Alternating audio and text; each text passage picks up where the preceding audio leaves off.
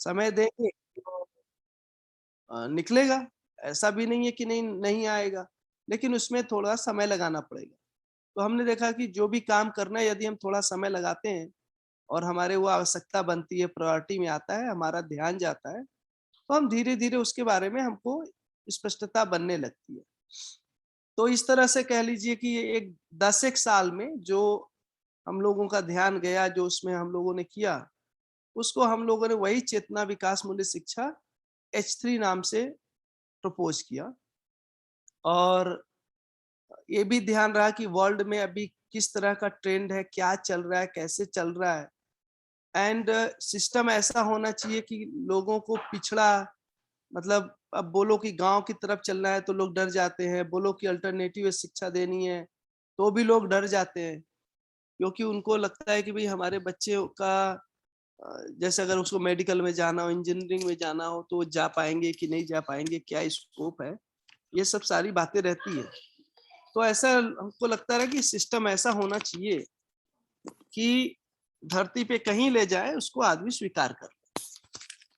ऐसा अपने को सिस्टम चाहिए।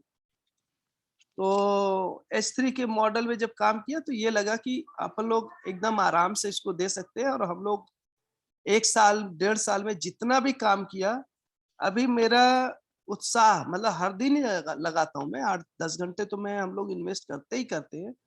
लेकिन अभी एक दिन भी ऐसा नहीं आया कि इसमें कोई मुझे कठिनाई दिखती है। ऐसा लगता है कि ये जो मॉडल है, काम करेगा, है ना? ये बहुत इफ़ेक्टिव हो सकता है, लोग इसको हाथों-हाथ ले सकते हैं।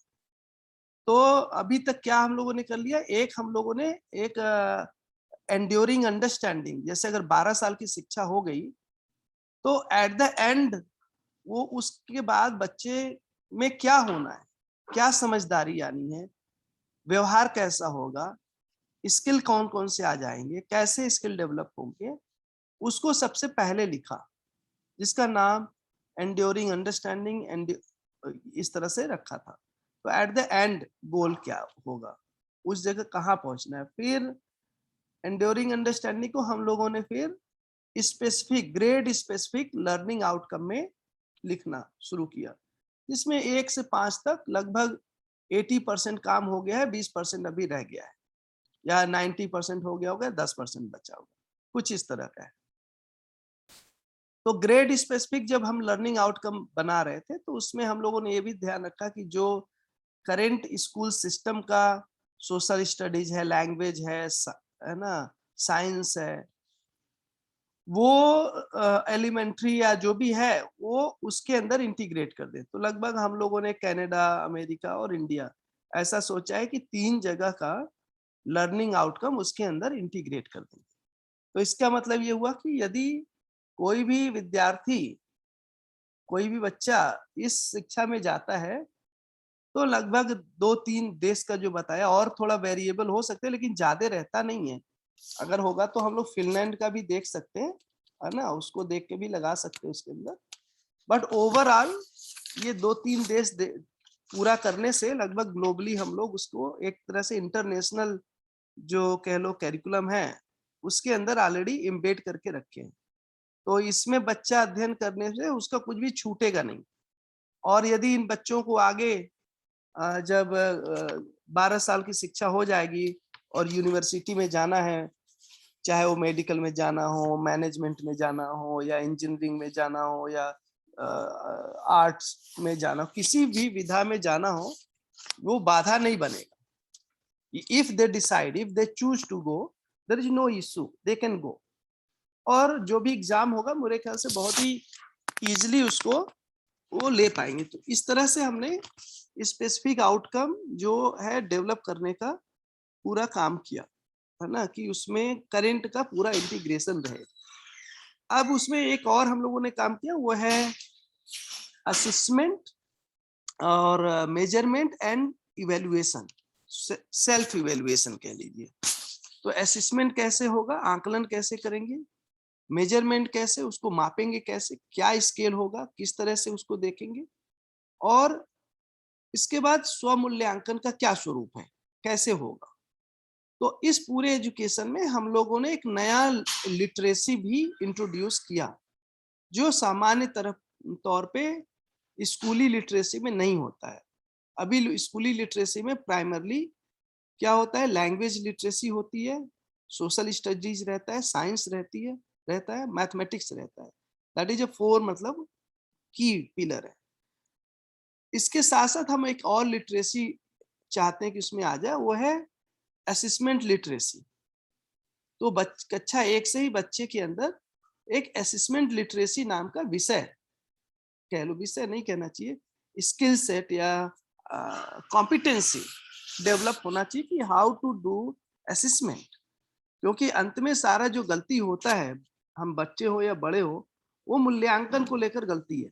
बहुत सारा व्यवहार का जो कठिनाई है वो मूल्यांकन में है एक्चुअली। हम दूसरे के बारे में जब भी सोच रहे होते हैं, अपने बारे में सोच रहे होते हैं, तो उसमें देखेंगे त्रुटि कहाँ हो रही है, हम सही-सही आकलन नहीं कर पा रहे हैं, सही से मूल्यांकन नहीं कर पा रहे हैं। धरती की जो आज स्थिति है उसका नहीं हो पा रहा है, या जो मेरा है उसका नहीं हो पा रहा है, समाज की जो दशा है उसका नहीं हो पा रहा है। तो हम अपना जो आकलन है और दूसरे व्यक्ति का आकलन है, इसलिए उसमें आर्ग्यूमेंट होते हैं।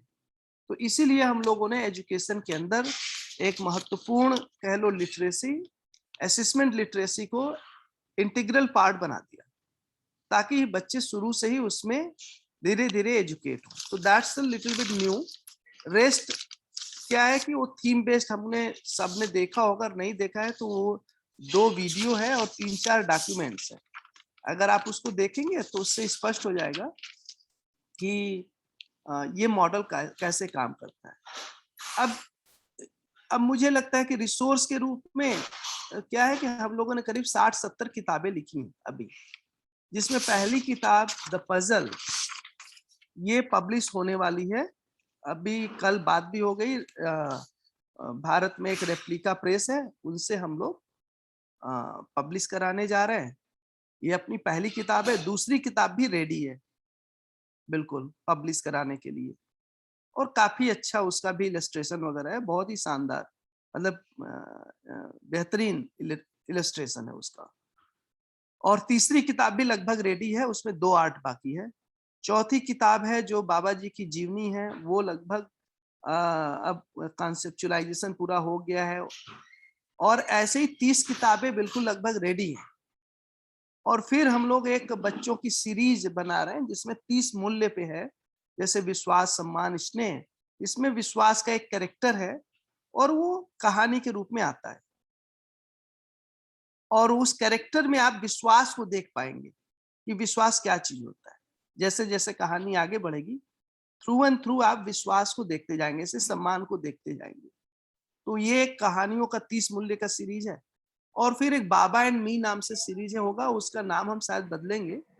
तो उस सीरीज में बेसिकली बाबा जी से जुड़े हुए जो जीवन के घटनाएं हैं, तो एक प्रमाणित मानव कैसे जीता है इस स्थिति में, उस स्थिति में, उस स्थिति में, हाउ दे अप्रोच्ड, उन कहानियों को, रियल घटना जो बाबा जी के लाइफ में घटा, कैसे उन्होंने किया, उसको हम लोग एक बुक में करीब 30-40 जो भी बुक आएगा वो आ जाएगा। और हर एक ये जो 60-70-80 किताबें होंगी, सप्लीमेंट्स बुक, तो इसमें हम लोग टेक्स्ट बुक नहीं बना रहे हैं। टेक्स्ट बुक हम लोग कह रहे हैं कि बनाने की जरूरत भी नहीं है।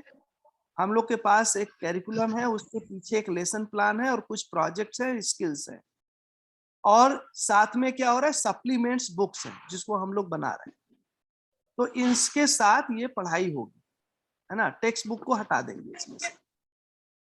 अब ये तो हो गया ओवरऑल H3 का जो डेवलपमेंट है।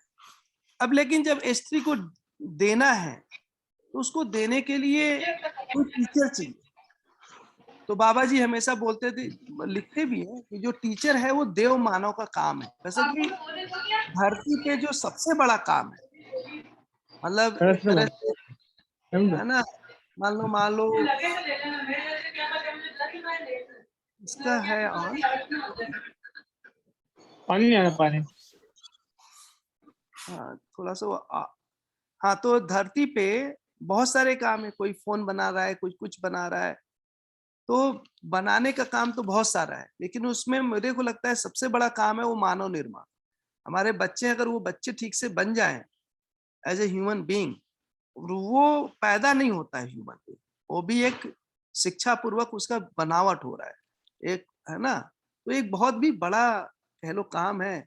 और वैसे तो मुझे लगता है धरती का सबसे जो अ, सम्मानित काम है वो एक तरह से शिक्षा का काम है, जिसको बाबा जी कहते हैं देव मानव करता है बेसिकली, है ना। देव मानव मानव को बनाता है। ठीक है, आज हमारे पास देव मानव नहीं है, मानव नहीं, लेकिन काम तो है, बच्चे हैं, अब उसको कैसे शुरू करें।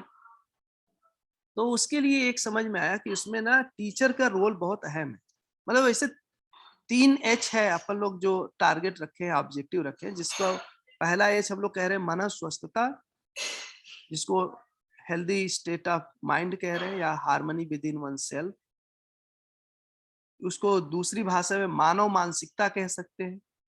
जो सच्चाई है उसकी स्वीकृति हुई बुद्धि में, संस्कार बना, और वो जो स्वीकृति या संस्कार है, जब वो 4.5 क्रिया में उतर कर आता है, और 4.5 क्रिया उस उस जो सच्चाई है उसके अनुरूप पूरा सज जाती है, तो इसमें जो मानसिकता बना, ये जो इसको कह रहे हैं मानसिकता, ये होने पे उसको कह रहे हैं मन स्वस्थता या मानव मानसिकता। वैसे जो सुख शांति संतोष आनंद है जीवन के अंदर, जो इंटरनल कॉन्फ्लिक्ट है मन वृत्ति चित्त बुद्धि आत्मा के बीच में, ये खत्म हो जाना, इसको मन स्वस्थता कह रहे हैं।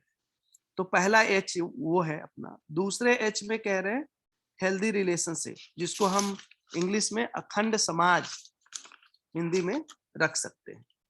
तो पहले में मन स्वस्थता, दूसरे में अखंड समाज, और तीसरे H में है सार्वभौम व्यवस्था, जिसमें पदार्थ प्राण जीव और मानव कैसे सहअस्तित्व को एक तरह से एविडेंस सहअस्तित्व का जीने के साथ प्रमाण देता है। ऐसे 3 H है। अब 3 H को पाने के लिए जो टीचर में है उसमें हम सोचते हैं कि 3C चाहिए अपने को, तो ही वो शिक्षा सफल होगा। और उसमें मैं कह रहा था कल, पहला C ये है कि हमारा कंटेंट ठीक होना चाहिए, कॉम्पिटेबल होना चाहिए, ऐसा होना चाहिए कि जो भी दुनिया में चल रहा है।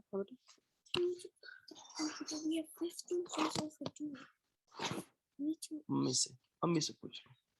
तो जो पहला C है वो है कंटेंट का डेवलपमेंट होना, जिससे हम लोग ऑलरेडी बहुत काम कर चुके हैं, और थोड़ा बहुत जो काम बाकी है उसमें जो भी शिक्षा में रुचि रखते हैं वो सभी लोग डायरेक्टली आज इन्वॉल्व हो सकते हैं, सभी लोग, और उनको टास्क दिया जा सकता है। यदि आप इन्वॉल्व होंगे तो जैसे जैसे आपका इन्वॉल्वमेंट बढ़ेगा, वैसे वैसे जो है आप देखेंगे कि आपके अंदर एजुकेशन को लेकर एक स्वीकृति भी और स्पष्टता दोनों बढ़ती जाती, इन्वॉल्वमेंट से होगा। ठीक है, तो ये हो गया पहला content development. I am in a meeting बेटा, फर्स्ट गो। दूसरा उसमें है C, वो है जो है टीचर का कंडक्ट।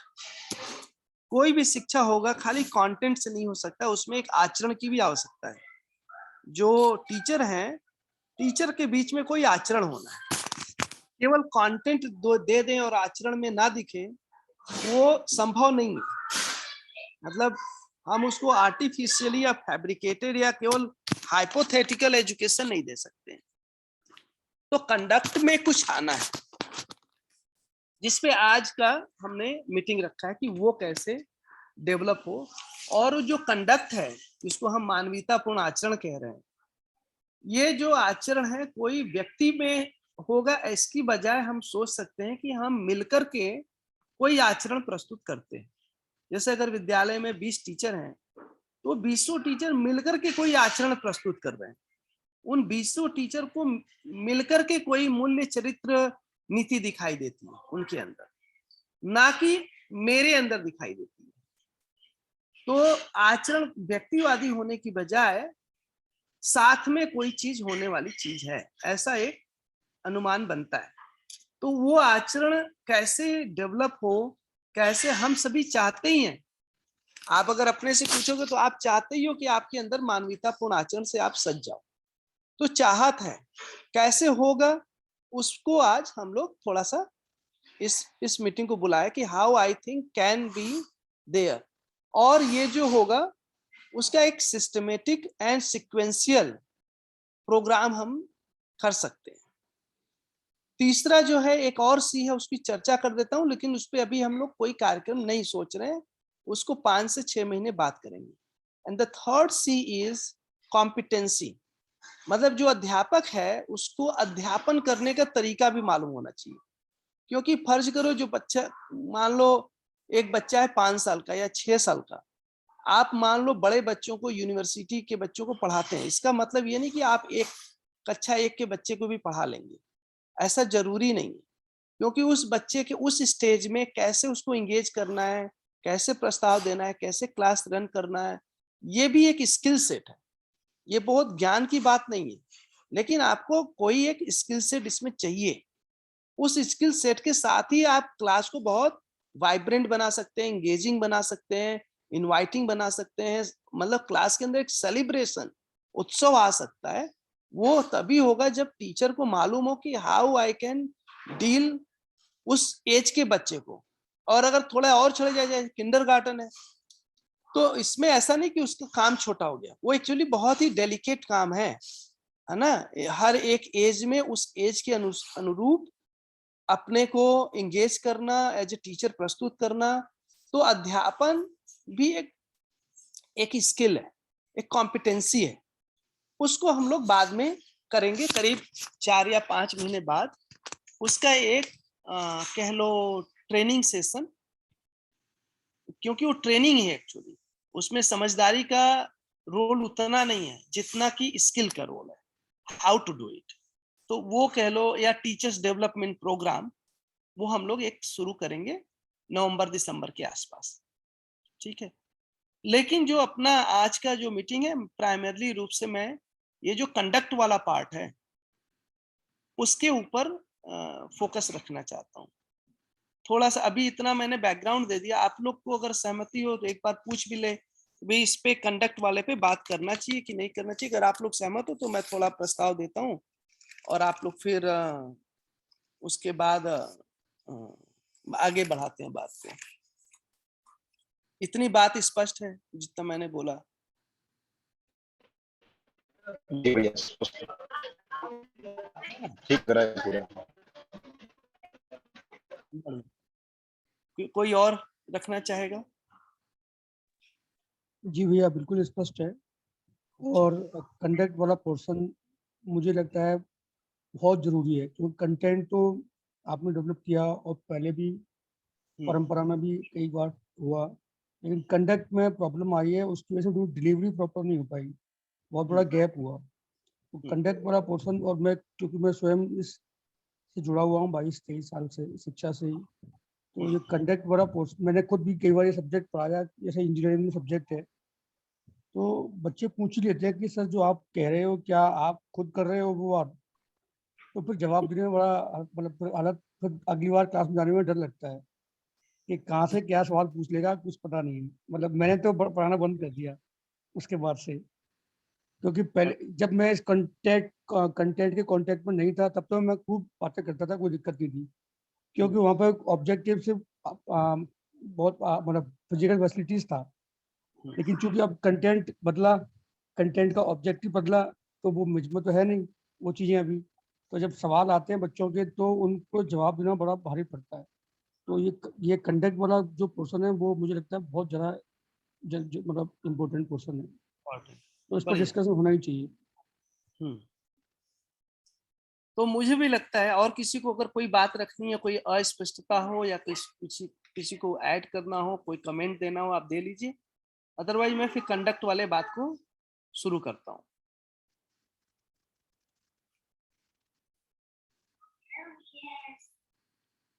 ठीक है, तो मैं मान के चल रहा हूँ कि अभी ऐड किसी को नहीं करना है।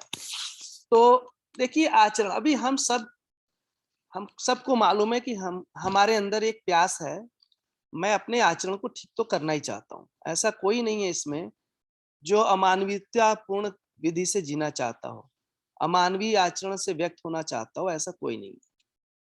दिक्कतें क्या हो रही हैं इसमें, वो एक अलग बात है। लेकिन चाहत के रूप में हम सब में है, हम सब जीना चाहते हैं। हम अपने बच्चों को ऑथेंटिक तरीके से ही शिक्षा देना चाहते हैं। हमको खुद में ही डिस्क्रिपेंसी स्वीकार नहीं है अपने अंदर।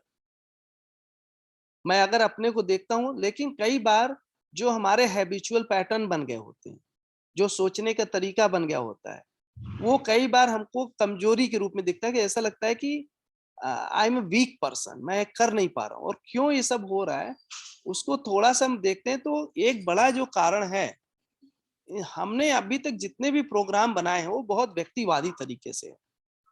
हम लोग व्यक्तिवादी तरीके से ही चीजों को अप्रोच करते हैं और उसमें हमारा गलती नहीं। जो भी परंपरा में काम हुआ वो एक व्यक्तिवादी तरीके से हुआ।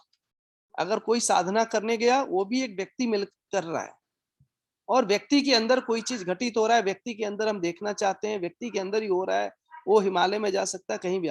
और आज जो एकम्प्लिशमेंट है भौतिकवाद में, कोई बहुत रिचेस्ट मैन बन गया, कोई बेस्ट खिलाड़ी बन गया, कोई बेस्ट ये बन गया, वो भी काफी ना वो व्यक्ति ओरिएंटेड हो जा रहा है। आप समझ रहे हैं? तो ये एक बहुत बड़ा संकट है कि हम लोग व्यक्ति के रूप में स्वयं को मतलब कहीं ना कहीं सेंटर में रखते हैं। तो ये कठिन काम है, होगा तो हर व्यक्ति में, लेकिन तरीका ये नहीं है मेरे अनुसार। मुझे लगता है कि जो आचरण में बदलाव है वो टुगेदरनेस में होता है, सहअस्तित्व में होता है, साथ साथ में होता है, साथ साथ में कोई आचरण की बात है। ऐसे ही जब हम समझने जा रहे हैं तो ये समझने के कार्यक्रम भी साथ साथ में होता है। इसमें जो बाधा है, बाधा केवल मेरी पहचान रहती है। हम बहुत अच्छा अच्छा काम करते हैं, वो सारे काम फेल क्यों हो रहे हैं?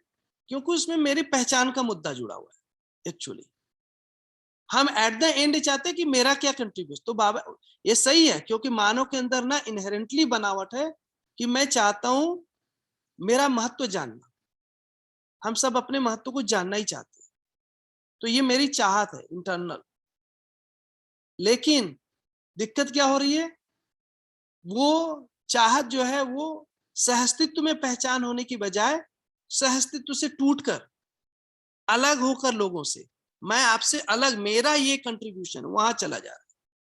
तो इसमें बहुत सारी कठिनाइयां हो रही हैं। और पूरी दुनिया में अगर मैं तो आजकल बहुत सारी किताबें पढ़ा पिछले एक साल में, शिक्षा को बनाते बनाते एक दो बहुत अच्छी किताब हाथ में लगी।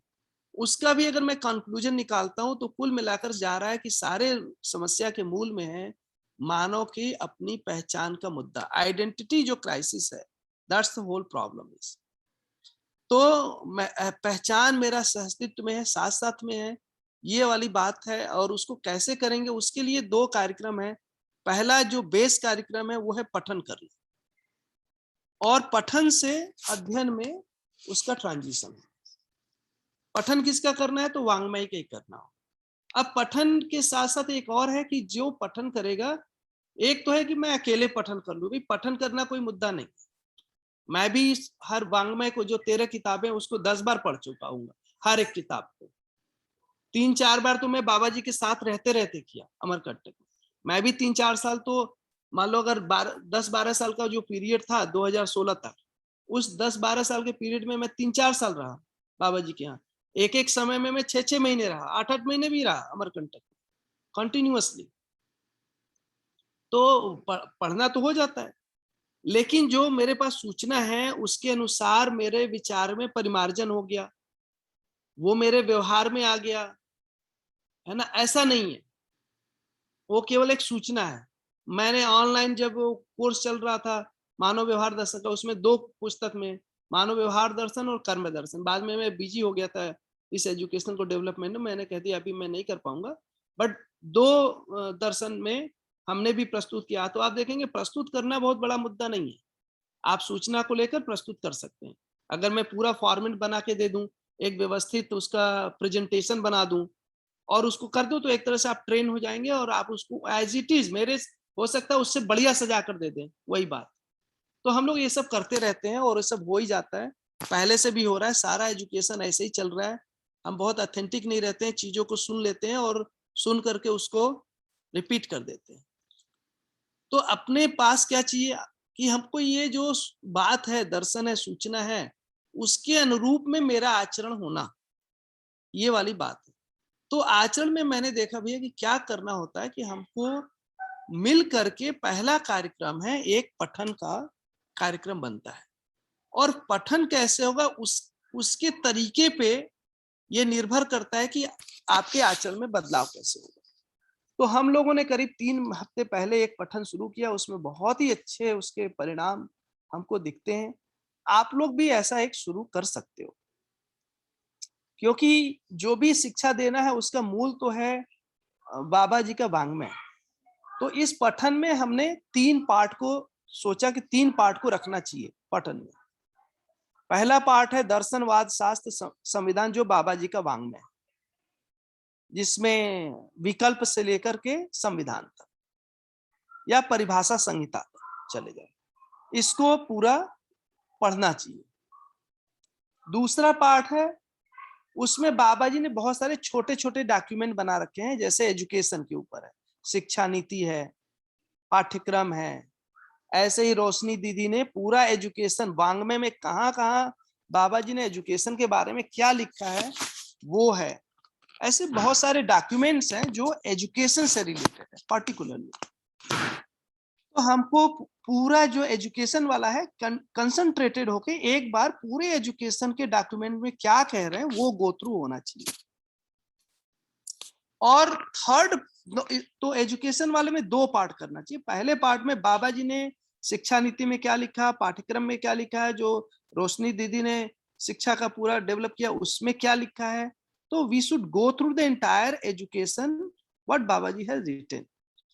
उसके बाद H3 के अंदर जो हमने डेवलप किया है उसको भी एक मतलब बहुत ही महीन तरीके से, बहुत ही पैनी दृष्टि से उस पे भी ऑब्जर्वेशन लेना चाहिए, और ये देखना चाहिए कि जो मैंने दर्शनवाद शास्त्र संविधान परिभाषा संहिता पढ़ा और जो मैंने पूरा शिक्षा पढ़ा, क्या ये H3 एजुकेशन उसके कॉम्पेटिबिलिटी में है कि नहीं है, या ये व्यतिरेक है, कहीं उल्टा दिशा में ले जा रहा है।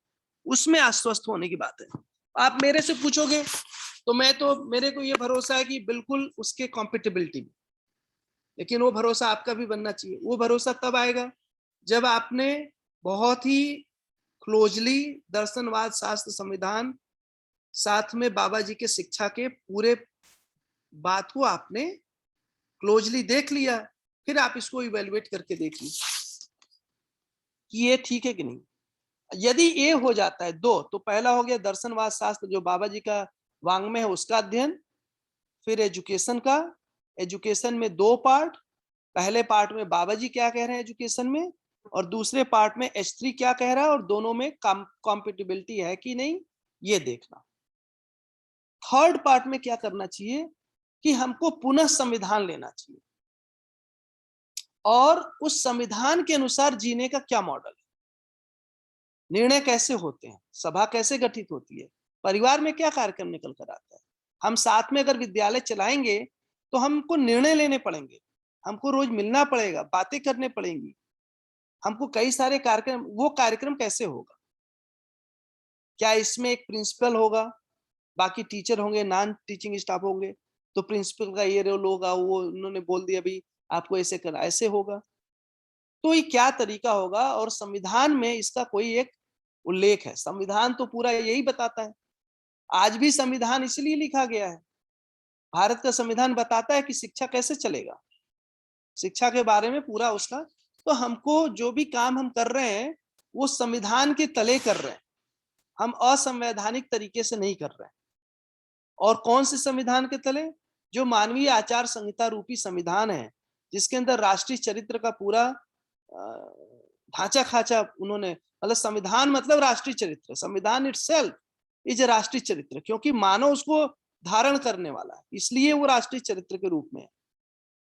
तो ये जो संविधान है, क्या मैं उस संविधान के तले काम कर रहा हूं, निर्णय कैसे होता है उसको समझ लिया कि नहीं, और क्या मैं विद्यालय को इस संविधान मानवीय जो आचार संहिता रूपी संविधान है उसके तले चला रहा हूं कि नहीं।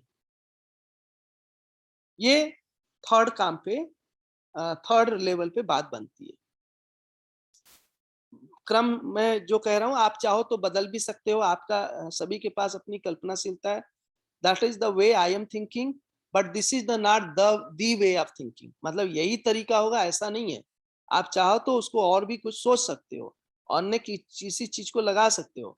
मेरा तो इतना ही है कि ये मैं अभी सोच रहा हूँ, ऐसा मैं इसको चेंज भी कर सकते हैं, है ना। ये मेरा एक मैप है, but this map is not the territory, है ना। ये एक मैप है और मैप को बदला जा सकता है, कोई भी बदल सकता है, ठीक है। तो आप उसमें चाहो तो अमेंडमेंट कर सकते हो, अलग तरीके से भी सोच सकते हैं। मेरा अनुसार पहले वाङ्मय का अध्ययन, फिर उसके बाद शिक्षा। शिक्षा में 2 भाग, तो पहला हो गया वाङ्मय, शिक्षा और फिर व्यवस्था। 3 भाग हमने इसमें रखा। तो वाङ्मय को कर लिया, फिर शिक्षा को ठीक से देखा, और व्यवस्था को देखने के लिए फिर से संविधान पे गए और विधिवत संविधान का एक व्यवस्थित जीने के स्वरूप में हमने अध्ययन किया, ठीक है। ये 3 पार्ट है बेसिकली। अब उसके बाद क्या बचता है कि अध्ययन करें। अगर पठन को आपको तैयारी है तो उसको देर ना किया जाए, पठन आपको शुरू करना चाहिए। और पठन में कम से कम एक आइडियल ये है कि 1.5 घंटा रखना चाहिए, जो मेरा अनुमान, मतलब जो थोड़ा एक्सपेरिमेंट करके देखा। 1.5 घंटा रखना, 2 घंटा ज्यादा हो जाएगा, 1 घंटा कम हो जाएगा, 5-7 मिनट लोगों को आने में लग जाते हैं और बात नहीं हो पाएगी, उसमें 1.5 घंटा चाहिए। और इसमें एक निरंतरता चाहिए, मतलब आपको 6 दिन रखना चाहिए कम से कम, 1 दिन का ब्रेक दे सकते हैं। 6 days इन अ वीक अध्ययन को रखना चाहिए। उसका नाम शुरू में आपको पठन ही रखना चाहिए, क्योंकि हम लोग अध्ययन नहीं कर रहे हैं, पठन कर रहे हैं, तो जो काम कर रहे हैं वही नाम देते हैं। पठन एक ग्रुप बनाना चाहिए, और उसमें बहुत बड़ी संख्या नहीं, जैसे अगर जितने लोग हैं उतने ही लोग, मतलब मैक्स पे हो सकते हैं, उससे ज्यादा इसमें बढ़ाने का ना सोचे। मतलब 10 नंबर बहुत बढ़िया है, इनके बीच में बहुत अच्छे से बातचीत हो सकती है। और इस पठन में आपको कोई लीडर, कोई प्रबोधक, इसकी जरूरत नहीं अभी। आप उसको एक सभा विधि से अध्ययन कर सकते हैं या पठन कर सकते हैं मिल करके, and it result will be pretty good. और उसमें जो भी लोग हैं, चाहे अगर मान लो मैं शामिल होता हूं, तो आप मेरी तरफ ना देखिए, सभी लोग उसमें इक्वल रहे। ये जो ही एक प्रबोधक उधर और एक इधर ना, उसमें दिक्कत ये हो जा रही कि हम कहीं ना कहीं उसमें एक और दिक्कत, मतलब फंडामेंटली कहीं और चला जा रहा है। हम लोग का अभ्यास पुराना है, और ये जो भारत में अभ्यास है उसके कारण क्या होता है कि हम, मतलब जो गुरु वाला, उसमें गलती नहीं है, मतलब वो अपने सिस्टम गड़बड़ नहीं है, but we started to become a follower tendency जैसा। और हमारी टेंडेंसी बनी हुई है पहले से फॉलोअर बनने की, और बहुत गहरे में बनी हुई है, हमको पता नहीं चल रहा है। तो हम किसी के मार्गदर्शन में काम करने लगते। फिर क्या हुआ, कुछ लोग इनके फॉलोअर, कुछ लोग उनके फॉलोअर, कुछ लोग उनके फॉलोअर, कुछ लोग उनके फॉलोअर। अब क्या हुआ, इसमें धीरे धीरे वो ग्रुपिज्म का हो जाता है। ये फॉलोअर तो वो उनको मानने लगे, वो उनको मानने लगे। अभी ये सब हजारों साल से चल रहा है और हमारे ऊपर लदा हुआ है पूरा मानसिकता में। हमको पता भी नहीं चलता है कि कब हम मतलब मित्र से फॉलोअर बन गए। तो अभी मैं बोलूंगा तो मेरा तो देखो अध्ययन शुरू नहीं हुआ है, मैं तो पठन की स्थिति में हूँ। और मैं अगर पठन में हूँ, आप पठन में, तो हम दोनों तो मित्र हैं। मित्र के रूप में हम लोग काम कर सकते हैं एकदम आराम से। तो एज ए मित्र सभी उसमें समानता के साथ मिल करके उसको पठन करेंगे। और आप देखोगे तो पठन में क्या होगा कि जब लोग प्रस्तुत करेंगे कैसे कर रहे हैं, हम सबके व्यवहार में बहुत सारी चीजें उसमें बेसिकली, एक भाग है वाङ्मय का पढ़ना, और दूसरा है आपस में एक दूसरे को सुनना, अपनी बात रखना, शिष्टता के साथ प्रस्तुत होना, सबको अवसर देना, सबको क्या कह रहा है उसको पूरा ध्यान से सुन करके आत्मसात करना। और हम दूसरे का मूल्यांकन नहीं कर रहे, उसने तो ऐसा बोल दिया, I am not thinking about it. इसमें थोड़ा व्यवहार का एक डेलिकेट कार्यक्रम है, जो धीरे धीरे करते करते आपको ध्यान जाएगा। तो इस पठन के कार्यक्रम में आप अपने व्यवहार में ये परिवर्तन ला सकते हैं। और कुल मिलाकर पठन क्यों कर रहे हैं, वाङ्मय को पढ़ने के लिए नहीं, ये जो 10 लोगों के बीच में बैठा हूं, उनके साथ कैसे हम अपना पराया की दीवार खत्म कर दें, उनके साथ कैसे हम द्वेष को खत्म कर दें, उनके साथ कैसे मैं सहअस्तित्व या व्यवस्था के अर्थ में उनको मैं स्वीकार कर लूं, उसके उनके साथ जो संबंध की खूबसूरती है, संबंध का जो खुशबू है, कैसे उसको हम पी लें साथ में मिलकर, ये वाली बात है। आप उस संबंध को जो अलग-अलग जगह से आ रहे हैं, अलग-अलग लोग हैं, उनके साथ आप फील करना चाहते हो, उस सहअस्तित्व के that's why you are doing. तो ये दोनों काम हो रहा है, पठन भी हो रहा है और ये संबंध को आपस में सहअस्तित्व के अर्थ में, व्यवस्था के अर्थ में स्वीकारने का भी हो रहा है। अभी हमारे जो सारे संबंध होते हैं बहुत ही कंफर्ट के लेवल पे होते हैं, जैसे जो मेरे फ्रेंड सर्कल रहते हैं ना, वो एक कंफर्ट के का हिस्सा रहता है, हमको कंफर्टेबल लगता है, तो हम जिनके साथ कंफर्टेबल लगता है हम उनके साथ जुड़ जाते हैं और उन्हीं के साथ रहते हैं। फिर लगता है भाई इस व्यक्ति को इसमें लाना चाहिए, किस आधार पे ला रहे हैं? क्राइटेरिया है कंफर्ट। परिवार में भी क्या हो रहा है, एक कंफर्ट है बेसिकली, जिनके साथ में जी रहा होता हूँ। तो कंफर्ट के आधार की बजाय कैसे हम व्यवस्था के आधार में सज जाएं और एक दूसरे को अपना लें, और इसका इंटेंशन ये भी रखना चाहिए कि आगे हम सब मिलकर के कोई काम करने वाले हैं, किसके ऊपर? एजुकेशन के ऊपर। यदि हमको मिलकर काम करना है तो हमको एक सूत्रित होना बहुत जरूरी है, और जो एक सूत्रता है वो विचार से है। कौन सी विचार से? ऐसा विचार जिसमें समाधान। यदि मेरे अंदर समाधान है, आपके अंदर समाधान है, तो विचार में एक सूत्रता है। तो इस विचार में एक सूत्रता के लिए क्या चाहिए? जो दर्शन है उसकी स्पष्टता चाहिए। एज इट इज दर्शन को मैंने स्वीकार किया, एज इट इज दर्शन को आपने स्वीकार किया। इससे क्या होगा, हमारे विचार में भी समाधान, आपके विचार में समाधान, तो हम एक सूत्रित होएंगे। अब ये जो समाधान है वो व्यवहार से होकर गुजर रहा है, तो जब हम पठन करेंगे तो एक व्यवहार की क्रिया हो रही है इस पूरे पठन में। उसका कैसे होगा? जब हम लोग तैयार हो जाएंगे करने के लिए, तो उस दिन मैं जो भी होगा 2-4 बार आ करके ये मैं बता दूंगा कि हाउ टू रन द पठन कार्यक्रम। पहला तो ये कि करना क्या है, ये बात बता रहा हूँ, ठीक है? तो अगर आप लोग की मानसिकता बनती है, ऐसा लगता है कि भाई एक तरह से नेसेसिटी बनती है कि हमको मिलकर पठन करना चाहिए, तो एक भीलवाड़ा या राजस्थान पठन का ग्रुप 8, 10, 12 लोग जो भी हों, उनके साथ आप एक शुरू कर सकते हो, वो भी चाहिए। और उसमें जिन्होंने एक शिविर भी किया है, वो भी स्वागत कर लो। जिन्होंने एक बार पूरा पढ़ लिया है, 4 बार पढ़ लिया है, उनको भी स्वागत करो, और सभी लोग एक जगह खड़े होकर के मतलब उसको शुरू कर सकते हैं और ऑनलाइन कर सकते हैं। कोई साथ में फिजिकली करना ज़रूरी नहीं है, 1.5 घंटा ऑनलाइन मिल सकता है, ठीक है? ये काम बनता है। इसमें अगर आपका किसी का प्रश्न हो, ये मेरा प्रस्ताव है, अगर आपको इसमें कुछ बदलना हो, आप किसी और तरीके से देखते हैं, आप रख सकते हैं, है ना? कोई और तरीका हो तो आप उस पे ध्यानाकर्षण करा सकते हैं, इससे भी अच्छी तरीके हो ही सकते हैं, है ना? हम सबका कल्पनाशीलता है तो आप उसको भी रख सकते हैं, और नहीं तो इस पे विचार कर सकते हैं, और यदि सबकी सहमति रहती है और लोगों का मन बनता है तो एक पठन ग्रुप को डेवलप करना चाहिए, क्योंकि वो जो पठन ग्रुप है उसमें पढ़ना और साथ में व्यवहार, इसी से हमारे आचरण का कोई काम निकल कर आता है, हमारे आचरण में कुछ दिखेगा वो। और थोड़ा-सा ये सूक्ष्म काम है, लेकिन थोड़ा सूक्ष्म काम अगर हो गया ना, तो स्थूल बहुत बड़ा काम नहीं है एक्चुअली, स्थूल में तो हो ही जाता है। तो ये है।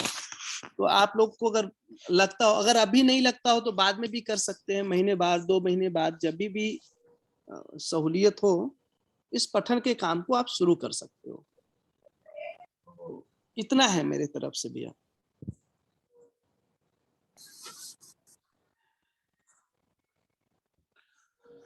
शानदार शानदार।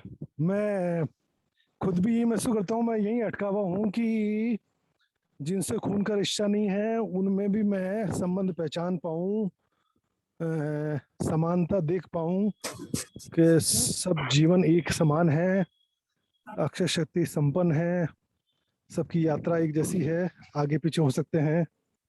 तो ये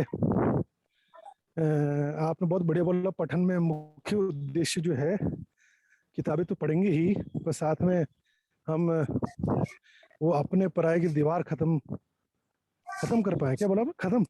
हाँ, अपना पराया की दीवार खत्म, द्वेष मुक्ति खत्म। क्या है, देखो, जब तक हम एक दूसरे को सहअस्तित्व में जो संबंध है उस अर्थ में नहीं स्वीकार लेते, मानव बड़ी खूबसूरत चीज है, बहुत ही सुंदर चीज है। ये जो सुंदरता है संबंध में, अगर हम उस संबंध में अखंडता को फील कर पाए, अगर हम उस संबंध में अखंडता को देख पाए कि हम मानव अखंड हैं, भले ही 4 के साथ, 10 के साथ, 10 के साथ किया तो भी सर्व के साथ होगा, लेकिन कभी तो करना पड़ेगा। परिवार में क्या होता है कि वो जो संबंध है ब्लड का, उसमें कहीं ना कहीं एक कंफर्ट जुड़ा है, एक दूसरा पूरा आयाम जुड़ा है, उसमें भी वही चाहिए अखंडता, वहां भी वैसे ही जाएगा। तो इसकी शुरुआत अपन लोग इसमें भी कर सकते हैं। और इसमें मैं ये भी बोलूंगा कि जिनके पति पत्नी दोनों अध्ययन में मतलब जुड़े हैं, वो पति पत्नी दोनों साथ में पठन ग्रुप में शामिल हो। आई विल इनकरेज कि आप परिवार सहित उसमें जुड़ो, ऐसा।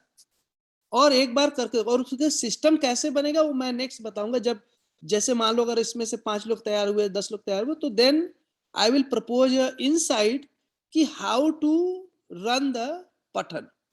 और आप देखोगे कि 3-4 महीने में ही या 2 महीने में ही आपके अंदर जो व्यवहार में एक दूसरे को लेकर के स्वीकृति है, वो ऐसा नहीं रहेगा जहां से शुरू करेंगे, वो एक नए धरातल। और इसको हम भैया आचरण को फैब्रिकेट नहीं कर सकते, ये तो अपने अंदर जो काम करना है, जो मानव के साथ हमारा इंटेंगलमेंट है, जो कठिनाइयां हैं, अंत में कठिनाई मेरा मानव को लेकर है, और मैं भी एक मानव हूं। तो वो मानव को लेकर जो अपने अंदर पूरा अस्त व्यस्त होकर रखा है, उसको चीजों को रिजॉल्व करना है, और वो रिजॉल्व व्यवहार के जरिए होगा। और पठन जो है एक व्यवहार है, हम मतलब मिलकर जो कर रहे हैं ना, ये आपस में एक व्यवहार है। उसी व्यवहार को व्यवस्थित तरीके से करना है, सिस्टमेटिक करना है, सिक्वेंशियल करना है। यदि हम विधिवत करते हैं और क्रमवत करते हैं तो उसके अच्छे परिणाम मिलेंगे, और टाइम बाउंड में मिलेगा। ये भी नहीं कि रैंडम है, टाइम बाउंड में। साधना विधि नहीं है कि अनंत काल तक करते रहेंगे, पता नहीं कब समाधि मिलेगी, ऐसा नहीं है। एक निश्चित समय सीमा में, ज्ञान विवेक विज्ञान में एक निश्चित बात होती है, काल निर्णय अगर ठीक होता है, क्रिया ठीक सजती है, तो एक निश्चित काल की अवधि में ये काम हम लोग इसको कर सकते हैं।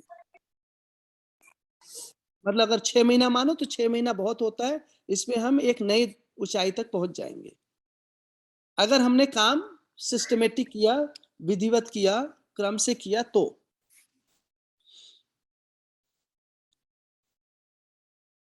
ठीक है, तो आप जिनको भी रखना है ना, मैं नाम नहीं ले रहा हूं, सभी लोग का स्वागत है। आप बात को रखिए, कोई और तरीका आपके ध्यान में गया हो आप उसको रखिए। मेरे हिसाब से धरती पे जो आग लगी हुई है, लोगों को दिखाई नहीं पड़ रहा, but it is extreme urgency right now. ये सिचुएशन है।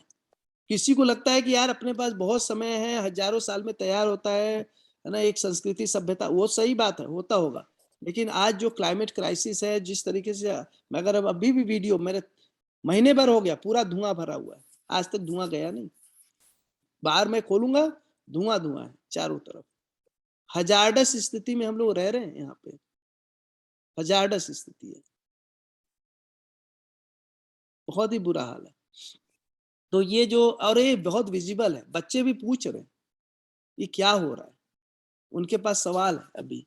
तो एनीवे, तो एक एक्सट्रीम वर्ल्ड में पूरा अभी 2021 ना एकदम एक्सट्रीम सिचुएशन आया हुआ है धरती पे, थोड़ा सा एक विनाश की स्थिति की ओर बढ़ रहे हैं।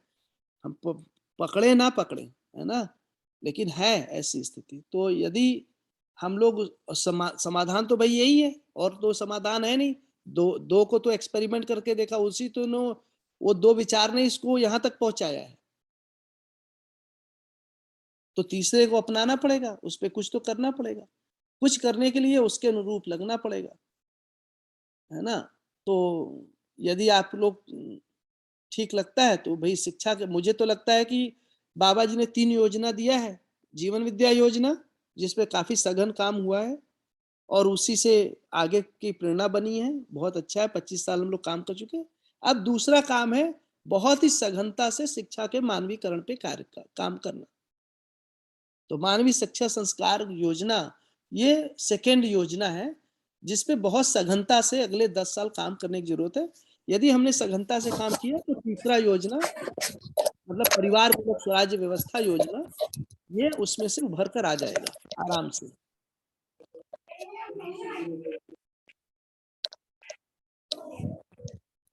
ठीक है, तो रखिए भैया। अभिलाष भैया, आप कुछ रखना चाहते हो? ज्योति दीदी आपको रखना है, विजय भैया, कोई भी, गौरांग भाई, अनिरुद्ध भैया, राजेश भैया, शार्दुल भैया, रखिए भैया। हाँ भैया, मैं आवाज आ रही है मेरी? जी बहुत अच्छे से। हाँ, तो बहुत दिनों से हम लोग आपस में भी बात करते रहते हैं। हम लोग, मतलब मेरा तो बहुत ही रिफ्लेक्शन चल ही रहा है। मतलब ऐसा लगा कि जैसे मैं पहली बार जब मैंने उन सारे वीडियोस को सुना था परिचय के, तो उससे पहले भी सबकॉन्शियस में क्वेश्चंस तो बहुत सारे थे। मतलब चल तो रहा था कि यार ये सब जो चल रहा है ये तो नहीं है, और ये मतलब जैसे जॉब को लेके ही बहुत बड़े क्वेश्चंस थे, और बहुत सारी चीजों को लेके, मतलब जो एग्जिस्टिंग सारे सिस्टम्स थे उनको मैंने तो क्वेश्चन कर ही रखा था कि भाई ये भी गलत है, ये भी गलत है, ये भी गलत है। तो अभी जैसे आप कह रहे हैं कि 6 महीने ही लगना पड़ेगा और 6 महीने में हो जाएगा, तो आप मतलब अब हम लोग एक साथ जुड़ के तो अगर कोई कार्यक्रम बना पाए तो बहुत ही अच्छा है। लेकिन मान लीजिए मैं इंडिविजुअली इस पे लगना चाहती हूँ और मैं मेरी लोकेशन को भी चेंज नहीं करना चाहती, तो क्या प्लान होना चाहिए कि हम कैसे इसको, मतलब इंडिविजुअली मैं करती जाऊं, और मुझे सपोर्ट तो मुझे पता है कि आप सब लोग हैं ही सारे जो सीनियर्स हैं, तो मतलब प्लान क्या एग्जैक्टली क्या क्या पाथ में फॉलो करूं? दीदी देखिए, अगर जो पठन है ना, इंडिविजुअली तो हम लोगों ने भी बहुत बार किया, मैंने बताया भी। लेकिन जो पठन में खाली पढ़ना नहीं है दर्शन को ना, इसमें क्या है कि जो व्यवहार है बहुत ही इंटीग्रेट चीज है, मानव का व्यवहार, और सारी फसावट या सारी समस्या व्यवहार में है। तो ये पठन एक बहाना मान लो, असली जो काम है वो साथ में जो व्यवहार के ऊपर है वो काम है। तो ऑनलाइन यदि अगर ठीक से अपना काम होना है तो वो साथ में मिलकर सहअस्तित्व में होगा। वैसे अगर आप केवल सूचना लेना है पहली बार, तो आप तो बहुत सारे वीडियो की रिकॉर्डिंग हो चुके हैं, सारे वांग्मय का रिकॉर्डिंग हो चुका है, आप अपने से पढ़ सकते हो। कोई उसका क्लैरिफिकेशन चाहिए, you can go through the video. But जो अपने अंदर काम होना है वो काम मेरे अनुसार, यदि आप ग्रुप में जुड़ करके कोई पठन करोगी तो आपको उसका जो दूसरा पार्ट है जिसको हम आचरण कह रहे हैं, उस आचरण पे काम करने का अवसर मिलेगा। और असली काम है वहीं पे कि कैसे मैं अपने व्यवहार में उस चीज को इंटीग्रेट कर पाऊं। अगर हम ऑनलाइन भी मिलते हैं तो भी देखो, व्यवहार है वाचिक, कुल मिलाकर एक हो गया मानसिक, एक हो गया वाचिक, एक है कायिक। तो विचार पक्ष है पूरा मानसिक, व्यवहार है वाचिक, कार्य है कायिक बेसिकली। तो व्यवहार प्राइमरली वाचिक है। जो लोगों के हम आपस में जुड़ नहीं पा रहे हैं उसका बड़ा जो झंझट है वो वाचिक है। हमको कैसे प्रस्तुत होना है, कैसे करना है, वो देखेंगे कि अगर हम ऑनलाइन भी मिलेंगे तो भी पूरा व्यवहार होगा। उसमें हम एक दूसरे को आहत कर देंगे, एक दूसरे को जुड़ जाएंगे, एक दूसरे से हमको लगा पता नहीं क्या कह रहे हैं। ये सारी चीजें होती हैं। भले ही आप ऑनलाइन बात करो, कोई फर्क नहीं पड़ता है। व्यवहार के में ज्यादा फर्क नहीं पड़ रहा है, वो अभी भी हो ही रहा है वैसे ही। हाँ, साथ में जीने से और मुद्दे आएंगे, लेकिन मिलकर करेंगे तो भी आप एक दूसरे के प्रति जो स्वीकृति या स्वीकृति है ना, उनसे रूठ जाना, अंदर उनसे जुड़ जाना, ये सब भी चलता रहता है ऑनलाइन भी बात करके।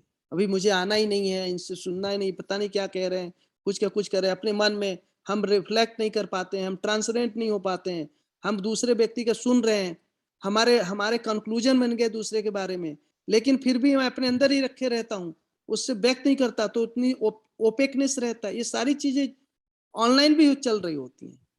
हमको इन सबको रिजॉल्व करना पड़ेगा। हम कैसे ट्रांसपेरेंट हो पाए, हम कैसे अपने अंदर पारदर्शी हो पाए, कैसे इस खुलेपन को लाएं, कैसे देखें कि एक ग्रुप के अंदर मैं पूरी तरह से खुल करके व्यक्त हो सकती हूँ और उसमें कोई जज नहीं करने वाला है, मैं अपनी बात बता सकती हूँ एंड पीपल कैन अंडरस्टैंड। ये सारी चीजें यदि हम 1.5 घंटे का मिल करके कोई करते हैं तो हो पाएगा, मतलब जो व्यवहार पे काम है। अदरवाइज सूचना लेने का काम आप व्यक्तिगत रूप से कहीं भी कर सकती हो, इट्स नॉट अ प्रॉब्लम। आप जहां भी अकेले भी रखना है, सारे वांग्मय को ऑनलाइन से अपलोड कर लीजिए और सारे वीडियो रखे हैं, सारे सेशन हो चुके हैं, you can do by yourself. Baba ji के बहुत सारे वीडियोज हैं, यू कैन वॉच इट। भैया मैं मेरी बात मुझे लगता है मैं पहुंचा नहीं पाई। मतलब मेरा विरोध नहीं है किसी ग्रुप से या उससे हमारी ऑनलाइन मीटिंग से। लाइक मेरे को एक्चुअली मैं बहुत फील्ड जॉब में थी ना, मुझे अचानक से मेरी पोस्टिंग ऐसे हो गई जहाँ पे काम नहीं है बिल्कुल भी, तो मैं मैक्सिमम यूटिलाइजेशन करना चाह रही हूँ इस टाइम का। तो मैं केवल ये कहना चाह रही थी कि हम पता नहीं कब, मतलब हमारा मिलजुल के कार्यक्रम तो बन ही जाएगा, पर उसमें कितना टाइम लगता है या जो भी है, तो इमीडिएटली मुझे क्या करना चाहिए, मतलब हम मतलब कैसे स्टार्ट करना चाहिए इस चीज को, मेरा क्वेश्चन ये था। ठीक है, तो वो है तो क्रम से तो बाबा जी ने ये लिखा है कि आप पहले विकल्प को पढ़िए, सबसे पहला यही, और मेरे मन में आ जाए कि ये विकल्प है क्यों चाहिए, है ना। जो भी पुस्तक का इंटेंट है उस इंटेंट पे अपना कंक्लूजन, तो आप विकल्प से शुरू करके अध्ययन बिंदु से शुरू करके दर्शनवाद शास्त्र संविधान तक पढ़ सकती हैं। हम लोग तो ये जो मैं बेटी कर रहा हूँ, मुझे लगता है कि ऐसे मैं कर रहा हूँ कि कल से ही शुरू हो जाए। मैं तो इस हिसाब से मतलब ऐसा होना चाहिए। नहीं देर बात का कल से शुरू होती है, हम लोग अगर कर पाए तो ये तो खैर इससे अच्छा तो कुछ हो ही नहीं। आप लोग अगर कल से ही शुरू कर पाए तो कल से ही शुरू कर दें, क्या दिक्कत है। मतलब ऑफलाइन गोष्ठी का भी हमने विचार किया था कि हम जितने भी 10-12 लोग तो कंफर्म हो रहे थे, तो हम 10-12 लोग मिले हैं किसी भी लोकेशन पे, और कोई भी एक प्रबोधक आ जाए, एटलीस्ट दर्शन की जो तीनों किताबें हैं वो हम उनके गाइडेंस में कर लें, मतलब लाइव कर लें, मिले हम एक दूसरे के साथ और करें। तो देखते हैं वो फ्यूचर में कैसे बैठता है, क्या बैठता है। वो भी कर सकते हैं, और बहुत सारे भैया जैसे योगेश भैया कोई ले रहे हैं, आप उनका ज्वाइन कर सकती हो, वो सब तो चल रहा है। एक अध्ययन ग्रुप ऐसा अपन लोग, इस ग्रुप को ऐसा प्रस्तावित मैं कर रहा हूँ कि इसमें किसी प्रबोधक को ना रखें। यदि मालूम मैं आ जाऊं, you don't take me as a प्रबोधक, I just want like a one, एक मित्र के साथ मिल करके, मित्रवत हम सब मिल करके कोई पठन का काम करें, तभी उसमें इक्वल पार्टिसिपेंट्स हों। ऐसा मैं एक प्रस्ताव दे रहा हूं। कभी लगेगा कि इसमें किसी मुद्दे पे बात नहीं बन पा रही है, स्पष्ट नहीं हो पा रहा है, तो आप साधन भाई, योगेश भाई, किसी को, राकेश भाई, श्रीराम भाई, किसी को हम बुला करके उस पे उनकी स्पष्टता को ले सकते हैं कि how they have seen that. पठन अपने में मिलकर करना चाहिए, एज ए सहपाठी कह लो, उस तरह से वैसा करना चाहिए, उससे रिजल्ट बहुत बेहतरीन आएंगे। जिसमें मेरा फुल इन्वॉल्वमेंट होगा उसमें से चीजें निकलेंगी। आदित्य भैया कुछ कह रहे हो क्या? हाँ जी भैया नमस्ते। भैया नमस्ते। एक कहना था कि इसको इस तरह से कर सकते हैं कि एक तो ये कि अभी जिनके एक एक दो दो शिविर हुए हैं और जिनकी मानसिक रूप से पठन की तैयारी है, ऐसे 9-10 जनों का ग्रुप तो अभी बन सकता है जो अभी जल्दी पठन शुरू कर सकते हैं, है ना, इसी वीक में या फिर अगले वीक में। तो 9-10 जनों का ग्रुप तो एक बन सकता है। एक कुछ लोग भी हैं जिनका अभी अध्ययन बिंदु शिविर और परिचय शिविर पूरा ढंग से नहीं हुआ, हो सकता है उनका अभी आवश्यकता नहीं बने, या जैसे विजय है तो विजय भी पास में ही बैठे हैं, तो ये कह रहे हैं कि अभी मेरी परीक्षा है, तो अभी अक्टूबर में एक राजस्थान में परिचय शिविर होने वाला है, तो एक ग्रुप 10 जनों का परिचय के बाद भी बन सकता है। हाँ, तो अभी हम 9-10 जने पठन शुरू कर सकते हैं जिनकी आवश्यकता अभी बन रही है, और फिर 14 से 21 अक्टूबर राजस्थान में परिचय शिविर है, उसके बाद एक ग्रुप और बन सकता है। तो 2 महीने में जो पहले वाला ग्रुप है उसकी कुछ एक स्थिति आ जाएगी, और फिर अगला ग्रुप भी जो है वो उस तरह से वापस उसका भी थोड़ा हैंड होल्डिंग हो जाएगा। हाँ, बहुत अच्छा है ये प्रस्ताव, मुझे ठीक लगा। और 10 से ज्यादा नहीं रखना चाहिए इस एक ग्रुप में। अगर मान लो 20 लोग होते हैं तो 2 ग्रुप में करना चाहिए। ऐसा एक ग्रुप में करने से नहीं हो पाएगा। 10 एक मतलब मैक्स नंबर रखना चाहिए। और उसके बाद मान लो अगर 11-12 है और दूसरा नहीं बन पा रहा, किसी को रखे तो रख सकते हैं, बट जब दूसरा ग्रुप बने तो फिर उसको अराउंड 10 के अनुसार रखना चाहिए। हम लोग करके हाँ, देख रहे हैं ना समय वो।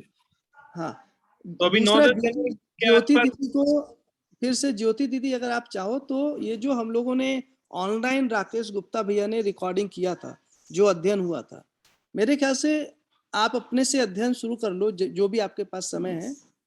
और वो जहाँ क्वेश्चन आता है वो रिकॉर्डिंग आप सुन सकती हो। जो भी चैप्टर आप पढ़ रही हो उसका बहुत ही अच्छा वो है, चैप्टर वाइज हर एक वांग्मय को उन लोगों ने देखा है।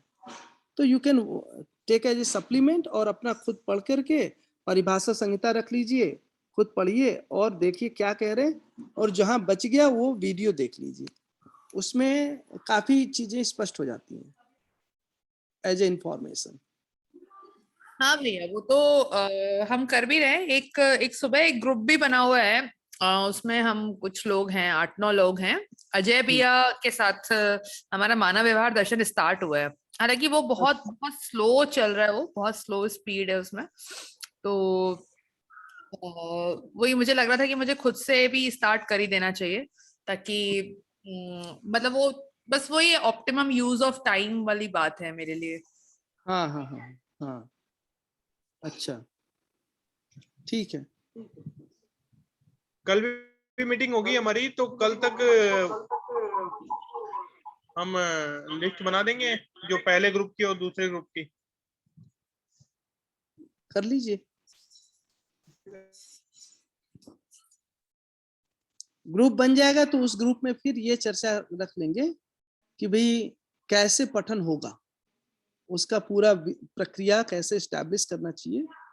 और आप बोलोगे तो 3-4 में मैं आकर के और शुरू में एक सेटअप भी अपन लोग शुरू कर सकते हैं। वैसे देखो 1 महीने करके देखना, और मान लो उसमें लगेगा कि और कोई सुधार करना है, बदलाव करना है, और अच्छे से हो सकता है, then you can improvise it.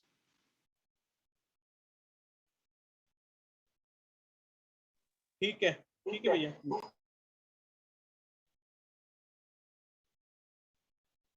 ठीक है भैया, और किसी को कुछ रखना है?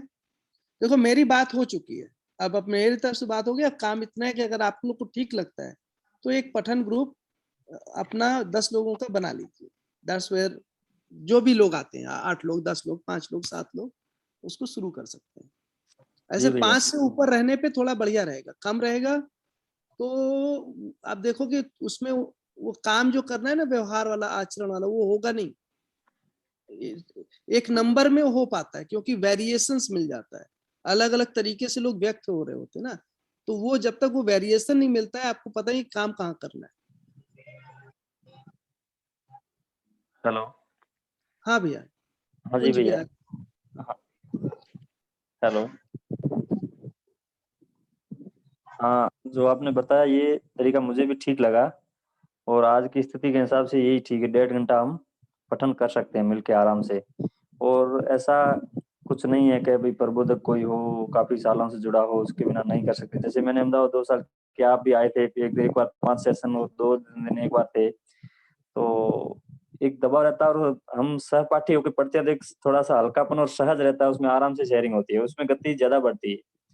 मैं भी इसी का समर्थक हूँ जो आपने डिजाइन बताई, ऑनलाइन भी। और जब समय मिले तो फिर 5 दिन कहीं रेजिडेंशियल होके भी आपस में पढ़ लेंगे।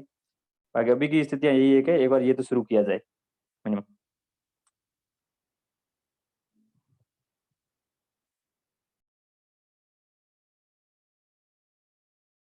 बढ़िया भैया, और किसी को रखना है? हाँ भैया, मैं ये कह रहा था कि आपकी बात सुनकर आज थोड़ा और उत्साहित महसूस कर रहे हैं कि हो सकता है। बाकी अभी तो हमको तो जितना भी पढ़ते हैं सुनते हैं तो यूं लगता है कि बहुत मुश्किल काम है, ये कैसे हो पाएगा। तो आज आपकी बात सुन के यूं लग रहा है कि हाँ कुछ इसमें दिशा मिल रही है हम लोगों को, उसमें आगे बढ़ा जा सकता है। उसमें तो एक ही मैं कमेंट करूंगा, धरती का जो सबसे छोटा दर्शन और सबसे जो व्यवहारिक दर्शन जी मध्यस्थ दर्शन है। बाकी सारे दर्शन को अगर आप पढ़ना चाहें, किसी भी मतलब अगर बुद्धिज्म, हिंदुइज्म के सारे अगर आप लिटरेचर को पढ़ना चाहें तो आपको कई जन्म लेने पड़ेंगे, आप पूरा लिटरेचर नहीं पढ़ पाएंगे, इतना है। सही बात है, सही बात है, बहुत बहुत लंबा चौड़ा है सर। हाँ, और दूसरा क्या है, पहली बार दर्शन आया जिसकी शुरुआत व्यवहार दर्शन से होता है, फर्स्ट टाइम, जिसमें व्यवहार के बारे में सबसे पहले उठाया गया मुद्दा। इसके पहले कोई भी दर्शन आता है वो व्यवहार से शुरू नहीं करता है, दर्शन अदर। और हमारा जो असली मुद्दा है, समस्या, वो व्यवहार का मुद्दा है, जिसमें सबसे पहले दर्शन रिजॉल्व कर रहा है। तो क्योंकि मेरे जीने से जुड़ा है, व्यवहार का मतलब मेरे जीने से जुड़ा हुआ है ना, तो इसलिए ये दर्शन और सरल है कंपेयर टू ऑल दर्शन। हाँ, व्यवहार तो परिवार समाज में ही परिलक्षित होता है। हाँ हाँ, तो मतलब कोई एब्स्ट्रैक्ट चीज के बारे में, ईश्वर पता नहीं भी कहाँ है नहीं है, उसके बारे में दर्शन नहीं बोल रहा ना शुरू में। शुरू में तो उनके बारे में बोल रहा है जिससे हमारा हर दिन का आमना सामना हो रहा है। तो इसलिए मैं कह रहा हूँ कि ये दर्शन अपने में छोटा है और बहुत ही सरल है। हमारा कॉन्फिडेंस एकदम बढ़ेगा, कब बढ़ेगा, जब मैं इसको थोड़ा, इसमें विधि नहीं इवॉल्व हो रही है, इसीलिए देरी लग रही है। कोई चीज सिस्टमेटिक होने से, सीक्वेंशियल होने से वो आसान लगने लगता है।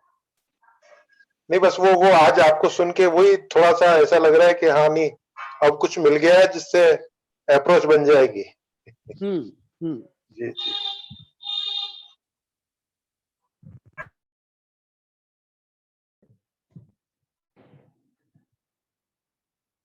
भैया एक चीज, हाँ भैया, हाँ भैया, ये कि जैसे कंटेंट, कंडक्ट और कॉम्पिटेंसी, तीन चीजें बताई आपने, तो पठन में भी हम इसको लेके चलेंगे या अभी केवल कंटेंट पे बात करेंगे कि आगे ये S3 एजुकेशन से कैसे जुड़ रहा है, उसको कॉम्पिटेंसी से भी जोड़ के फिर पठन करेंगे, ऐसा कुछ होगा? देखो, इसमें मैं मान के चल रहा हूँ कि कम से कम जो लोग इनिशियल सुने हैं, सबको S3 एजुकेशन में बहुत अभी किसी को रेजिस्टेंस नहीं है। पूरे दर्शन विद्या परिवार में रेजिस्टेंस किसी को नहीं है। हाँ, सभी ठीक लोगों बात को लगा है यार काम तो ये करेगा इफेक्टिवली। अधिकांश लोगों को, मेरी तो सब ग्रुप से प्रेजेंटेशन हो चुका है ना, तो पूरे परिवार में बहुत अच्छी स्वीकृति है और लोग अच्छे ढंग से ले रहे हैं, है ना।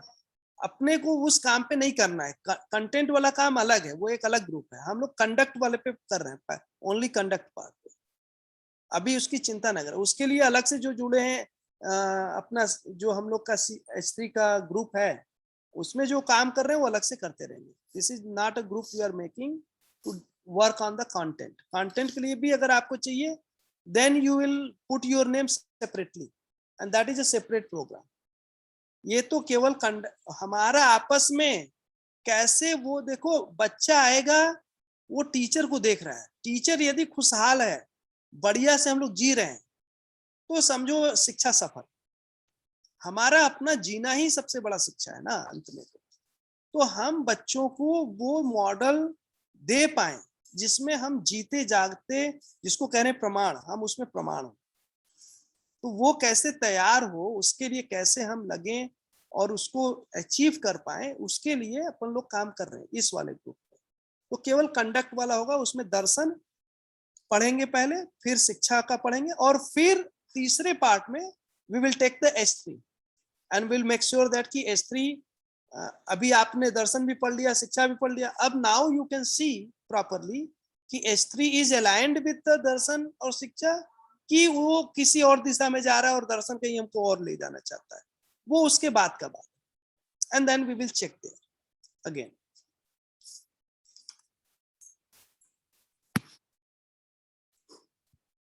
क्योंकि अपन लोग, हम लोग चाहते हैं कि भाई मैं भी जो कर रहा हूँ ऐसा ना हो कि उल्टा सीधा कर रहा हूँ। वो कैसे पता चले? तो उसका तो तभी होगा जब आपने दर्शन वगैरह को देख लिया है ठीक से। पूरे बाबा जी शिक्षा पे क्या कर रहे हैं उसको बहुत ही मतलब माइनर, मतलब माइन्यूट तरीके से, बहुत ही सूक्ष्म तरीके से आपने देख लिया है, तो आप उसको भी देख पाएंगे कि हाँ ये ठीक है कि नहीं है, ऐसा। ठीक है भैया। तो कंडक्ट को रखते हैं प्रधान इस पूरे कार्यक्रम में। हाँ ठीक है भैया, बिल्कुल। और किसी को रखना है? फरहान भाई आपको रखना है। और इसमें यंग, जिनको लगता है मैं स्टूडेंट हूँ, यंग हूँ, आप मत सोचो। You become a part of सहपाठी। यंग होने से कोई कम होता है ऐसा नहीं है। और मैं 20 साल से कर रहा हूँ तो बहुत बड़ा है ऐसा भी नहीं है।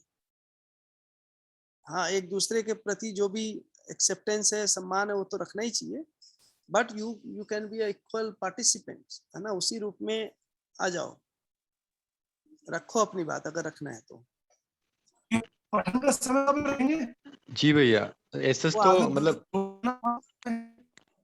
सारी 2 लोगों का आ रहा है, 1 लोग को बोलने देते हैं। सुनील भी आप पहले रख लो। पठन का समय, हाँ पठन का समय क्या रखना चाहिए? भैया सुबह जो 5:30। हाँ, मैं ये बोलूंगा पठन में क्या करना चाहिए कि एक ऐसा समय जिसमें निरंतरता बने और गैप ना हो, ये वाला समय रखना चाहिए जिसमें हर लोगों के लिए अनुकूल हो जाए। और मतलब अगर पठन रखते हैं तो कोई एक्सट्रीम इमरजेंसी आ गया तो आप उसमें ब्रेक लेना चाहते हो। अगर ऐसा नहीं है तो आप उसको कंटिन्यू करना चाहोगे, मतलब आपका मैक्सिमम प्रेजेंस चाहिए, ऐसा समय चुनना चाहिए। अगर मेरे को आप रखोगे तो वो तभी हो पाएगा जब आप अपने सुबह के 7 बजे के बाद रखोगे तो मैं उपस्थित हो सकता हूँ, या फिर इवनिंग टाइम में रखोगे जैसे 9 से 10:30 तो भी हो कुछ ऐसा, तो मैं आ पाऊंगा। अगर सुबह आप 5:30 से 7 रखते हो तो आई एम ऑलरेडी इंगेज्ड, उस समय मैंने कमिट कर लिया है और वो हम लोग तोड़ेंगे नहीं।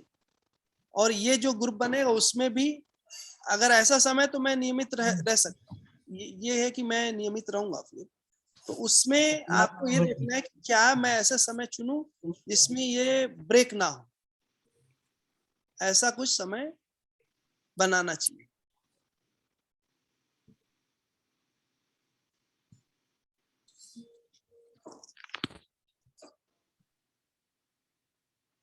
समझ में आज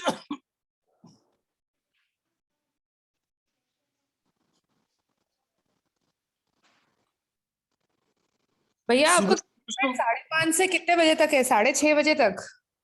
हम लोग जो करते हैं 5:30 से 7 रखते हैं एवरी डे, सुबह अर्ली इन द मॉर्निंग 5:30 से 7:30, तो 5:30 से 7 ये हम लोगों ने रखा हुआ है। भैया यही टाइम हमारा भी लगभग ठीक बैठ सकता है, पर आप तो एक ही टाइम पे 2 जगह अवेलेबल होना पॉसिबल आपके लिए नहीं होगा शायद। हाँ, ये वाला कॉन्फ्लिक्ट, और मेरा पहला प्रायोरिटी रहेगा कि जहां मैंने कमिट किया है वहीं रहूं। ठीक बात है भैया। ठीक है। तो भैया इसमें ऐसा कर सकते हैं क्या, क्योंकि अधिकांश लोगों को समय यही मुझे लगता है, पहले भी बात हुई थी एक बार 2 जगह से, तो सुबह जल्दी वाला समय ही सूट कर पाता है। तो ऐसा कुछ कर सकते हैं कि मतलब आप बताइएगा कि हम लोग बाद में अक्टूबर से जैसे हम लोग सेशन शुरू कर लें यहाँ राजस्थान का, और उससे पहले कुछ अलग टाइम पे हम लोग को 4-5 लोग आपसे जुड़ जाएं और 1 महीना आपके साथ पठन कर लें, फिर हम उस पर एप्लीकेट कर पाए, ऐसा कुछ पॉसिबल है क्या भैया? हाँ, ये संभव है कि कुछ समय हमारे साथ दूसरा समय निकाल करके, हाँ, वही क्योंकि जैसे रेगुलर मान पठन में तो भैया यही समय ठीक लगता है जब सही है, मैं समझ गया। तो ये कर सकते हैं कि 10-5 दिन हाँ निकालने के मतलब लिए 10-5 दिन की जगह 20 दिन भी कर सकते हैं भैया हम, जैसे हाँ, 1 महीना मान लो। एक बार सितंबर सेटिंग में हो हम जाए। लोग जी, हाँ, हम एक बार जिसमें सेटिंग हो जाए। आदित्य जिसमें जिन लोगों के पास हमारे पास ज्यादा समय है, हम्म, आदित्य हो गया, मैं हो गया, सादुल भैया हो गए, सुनील भैया हो गए, हम लोग रेगुलर ज्यादा समय निकाल सकते हैं, थोड़ा एक्स्ट्रा एफर्ट भी कर सकते हैं। हाँ, और हम आपके साथ जुड़ जाए, शाम का समय जो भी कुछ हम हाँ, लोग तय कर ले, फिर हाँ, अक्टूबर से हम लोग यहाँ हमारा एक वो शिविर भी हो जाएगा तब तक यहाँ हाँ, पे, उसके बाद हम लोग यहाँ रेगुलर पठन शुरू करते हैं, ऐसा कर बढ़िया। सकते हैं, मेरा ये प्रस्ताव है। हाँ, सादुल भैया और आदित्य और सुनील भैया आप लोग भी अपने विचार रखें, मेरा प्रस्ताव है।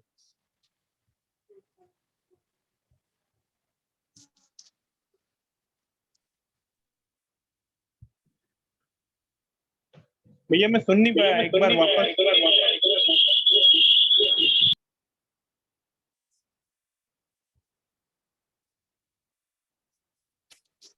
हेलो। हाँ भैया एक बार वापस देंगे, मैं सुन नहीं पाया। हाँ, मैं ये कह रहा था, जैसे महेंद्र भैया कह रहे हैं कि 5:30 से 7 सुबह महेंद्र भैया वहाँ बिजी रहते हैं। अगर हम लोग भी शुरू करते तो मुझे ऐसा लगता है कि 5:30 से 7 का समय ही सबसे ज्यादा अप्रोप्रिएट समय है, जब सभी लोग जुड़ पाएंगे रेगुलर सुबह डेली का। तो हम ऐसा कर सकते। इनको भी जोड़ सकते हैं ना, हम 8 to 9:30 या 8:30 to 10 भी जोड़ सकते हैं ना।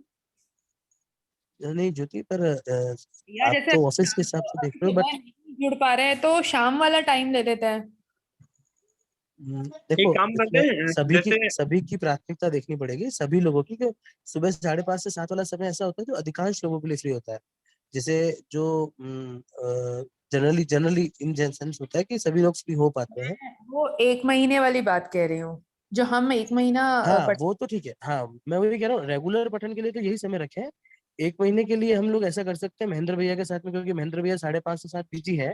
तो हम इस समय शाम वाला टाइम रख लें कोई, जिसमें जो कंफर्टेबल नहीं है अभी मान लो, तो वो ना जुड़े, फिर हम राजस्थान में उसको रेप्लिकेट कर पाए।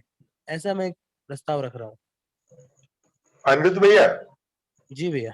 ये शाम को रात को मतलब 9 बजे के बाद का रख सकते हैं अपन, वो महेंद्र भैया को भी सूट कर रहा है। नहीं और भैया, 9 मैं वो 9 बात तो साढ़े ठीक है। 9 तक हम लोग भी फ्री हो जाते हैं, करीब करीब सारे लोग। पर भैया 9:30 से फिर वो 11 जाएगा। मेरे ख्याल से चलेगा, भैया क्या दिक्कत ये है। आप सोचना, नहीं अगर भैया, वो पता नहीं डिनर कितने बजे करते हो, अदरवाइज 9 से 10:30। देखो मतलब मैं ऐसे देखता हूँ, जैसे जब हम लोग सुबह वहां करते हैं तो मेरा 5 बजे शाम को रहता है, लेकिन चूंकि मेरे लिए प्रायोरिटी है, देखो तो मैं सारे अपने काम इस तरह से अरेंज करता हूँ, मुझे 5 बजे खाली होना ठीक बात है। है ना, अरेंज दैट। तो मेरे लिए तो सुबह नहीं है ना, मेरे लिए तो शाम है। जबकि 5 बजे का ऐसा समय है कि वो ना तो उधर मतलब वो कहते हैं ना, वो ना रात हुआ है ना दिन। नहीं भैया देखिए, इसमें हम रहता है। आपके साथ में, मैं वही कह रहा हूँ, हाँ। आपके साथ में हमें जो जुड़ना है, हम लोग तो कभी भी जुड़ जाएंगे जब आप बोलेंगे तब। पर हम नहीं मैं ये कह रहा था भैया, राजस्थान मैं में जो कह रहा था रेगुलर करना चाह रहे, जी भैया आप बताएं। मैं ये कह रहा था कि जैसे अगर मेरे को मुझे प्रायोरिटी दिखा, तो मैं बोल रहा हूँ कि मुझे बाकी लोगों को 5 बजे लगा तो मैंने अपने अनुसार 5 बजे कर लिया। व्हाट आई एम सेइंग कि यदि आप भी बिल्कुल किसी को भी, वो कोई भी व्यक्ति हो, अगर हम लोग बहुत डेडिकेटेड रहते हैं ना, तो अगर जॉब नहीं हो फिक्स मान लो, तो टाइम को इधर उधर आदमी एडजस्ट कर लेता है, टाइम में बहुत नहीं होता है। अगर आप 9 से 10:30 बजे वाला रखते हो, फर्ज करो, हाँ, रात में, तो एक संभावना उसमें ये दिखती है कि थोड़ा सा मुझे लगता है कि वो संभव है, आप देख लेना कैसे होता है, बट आई सी की देयर इज ए पॉसिबिलिटीज कि लोग खाना पीना खा के तैयार हो सकते हैं उस समय। या फिर आप 7:30 से ना, या 7 तो थोड़ा मेरे लिए टाइट हो जाएगा, क्योंकि क्या है ये 7:30 से भैया 9 शाम 7:30 को या से, सुबह? या शाम तो को, शाम को। हाँ वो भी कर सकते हो। 7:30 से अगर 9 होता है तो वो भी कर सकते हो, 9 से 10:30 कर सकते हैं, नहीं वो या सुबह महेंद्र भैया 7:30 के से ये 9 भैया कर 9 सकते से 10:30 का टाइम भी सूटेबल है मेरे लिए भी, क्योंकि 5:30 से 7:30 एक सेशन चलता है, मैं उसमें रहता हूँ। अगर शाम को 9 से नहीं, जैसे 9:30 होता है तो मैं आज से भी या कल से कभी से ही ज्वाइन कर सकते हैं इसको। तो क्योंकि सारे काम खत्म भी हो जाते हैं और आराम से सुन सकते हैं, मतलब पठन कर सकते हैं लेट नाइट वाला, मतलब 9 से 10:30 का टाइम जो है। तो ये भी एक मतलब मेरा प्रस्ताव है कि अगर ये रहेगा तो भी ठीक है। और भैया हो जाएंगे फ्री, महेंद्र भैया अवेलेबल हैं उस समय, तो ये महेंद्र भी भैया, सोच सकते हैं। आप रेगुलर उसमें फ्री कब तक रह पाएंगे? जब क्योंकि तक कि महेंद्र वो भैया, सेट ना हो जाए। ठीक है भैया, तो ठीक है भैया, ऐसा कर, सारे जो भी है बात करके अपन कल तक फाइनल कर देंगे। ठीक है भैया, तो हाँ ऐसा करते हैं, हम उसको ऐसा कर लेते हैं अभी। क्योंकि शुरुआत के तौर पे, क्योंकि कुछ लोगों की, जैसे शीशराम भैया शायद मेरे हिसाब से नहीं जुड़ पाएंगे, वो 8:30 से उनकी भी एक क्लास रहती है। और कुछ ऐसी थोड़ी बहुत टेक्निकल कुछ चीजें हैं, तो हम एक बार बात कर लेंगे, और अगर हो पाएगा तो हम रात वाला तो रख ही लेते हैं भैया, 9:30 वाला जो आप बता हाँ, रहे ये हो, 9 से 10:30 वाला तो बहुत उपयुक्त है। और उसके बाद में इसको शिफ्ट करके मॉर्निंग में भी कर सकते हैं। मॉर्निंग में जो हाँ आप लोग हाँ जिस हाँ टाइम पे कर रहे हैं, एक बाद में बार उसको पहले कर लो, देखो भी शुरू कर लेते हैं। हाँ एक बार फिर कर लीजिए, फिर इसको ठीक है, बदल दो। तो बदल इसको एक बार हम चर्चा करके आपस में बात कर लेते हैं भैया। बढ़िया, दैट्स प्रीटी गुड। ठीक है, और किसी को रखना है कोई बात?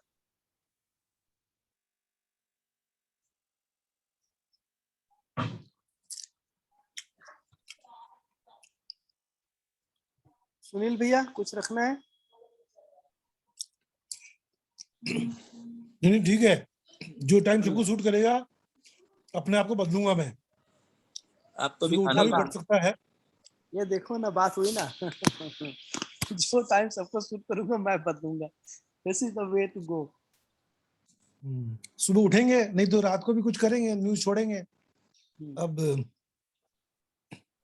जीन विद्या ही करना है। ओके मंजूर। कभी वॉक भी छोड़नी पड़ सकती है 5 किलोमीटर वाली। नहीं सुबह कर लेंगे, सुबह तो क्या पत्नी भी परेशान नहीं करेगी? बारिश में भी छोड़नी पड़ सकती है। हाँ ठीक है। बहुत बढ़िया। महेश भाई क्या बोले आप? थोड़ा सुनाई नहीं दिया। मैं कह रहा था बढ़िया, बहुत अच्छा सुनील भाई का प्रस्ताव, जो भी उन्होंने मन बनाया है ना। और वॉक तो क्या, सुबह शाम सब एडजस्ट कर लेंगे भैया। तो बढ़िया,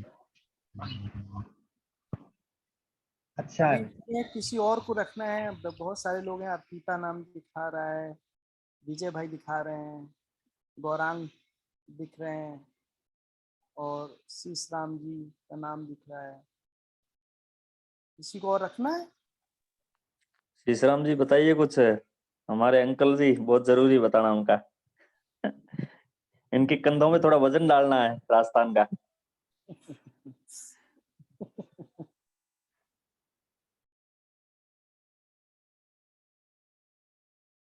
ठीक है, कोई बात नहीं। अगर किसी को रखना हो तो आप एक मिनट हम लोग रुक लेते हैं। किसी को और रखना हो ना, अदरवाइज हम सभा को यहीं पे पूरा कर लेते हैं।